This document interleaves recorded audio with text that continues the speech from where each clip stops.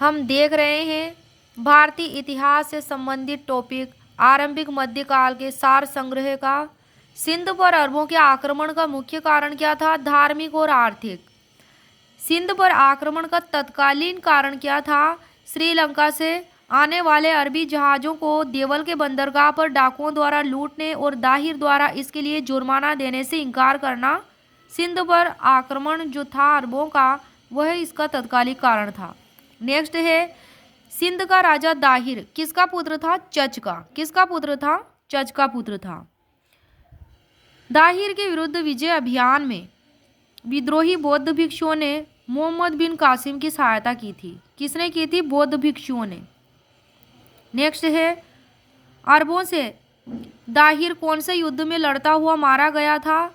तो 20 जून 712 ईस्वी को 20 जून 712 ईस्वी को रावौर के युद्ध में लड़ता हुआ मारा गया था। रावौर के युद्ध में।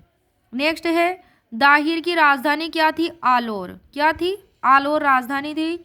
मोहम्मद बिन कासिम ने दाहिर की विधवा लाडो देवी से विवाह कर लिया था। नेक्स्ट है, अरब आक्रमणकारी सिंध से आगे क्यों नहीं बढ़ सके थे? क्यों नहीं बढ़ सके थे? क्योंकि कश्मीर के शासक ललितादित्य ने उसे परास्त किया और गुर्जर प्रतिहार तथा वातापी के चालुक्यों ने भी उन्हें पराजित किया। इसलिए अरब आक्रमणकारी आगे नहीं बढ़ सके थे, सिंध से आगे नहीं बढ़ सके थे। सिंध के बौद्ध और जाट किससे नाराज थे? दाहिर से। राजा दाहिर जो सिंध का राजा था, उससे।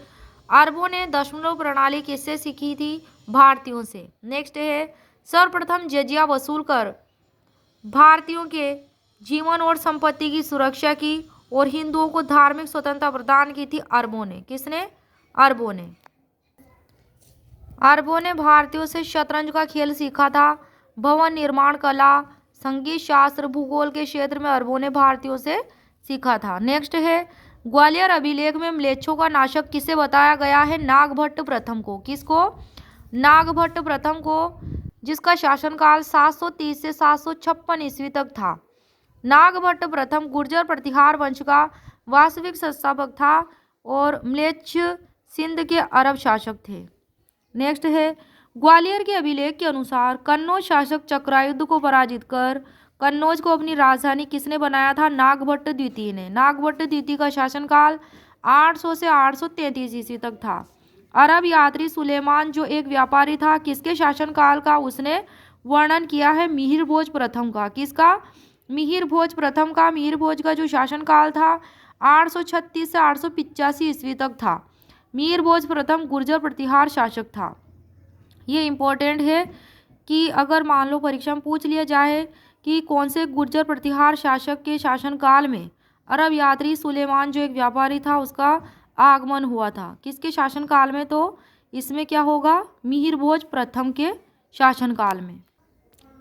नेक्स्ट है, बगदाद निवासी अल मसूदी किसके शासनकाल में गुजरात भारत आया था?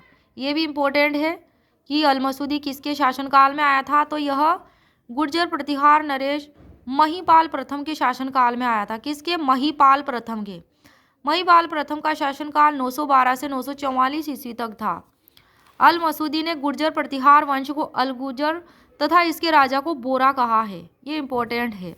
नेक्स्ट है, महीपाल के समय कौन से राष्ट्रकूट शासक का कन्नौज पर आक्रमण हुआ जिसमें वो पराजित हुआ?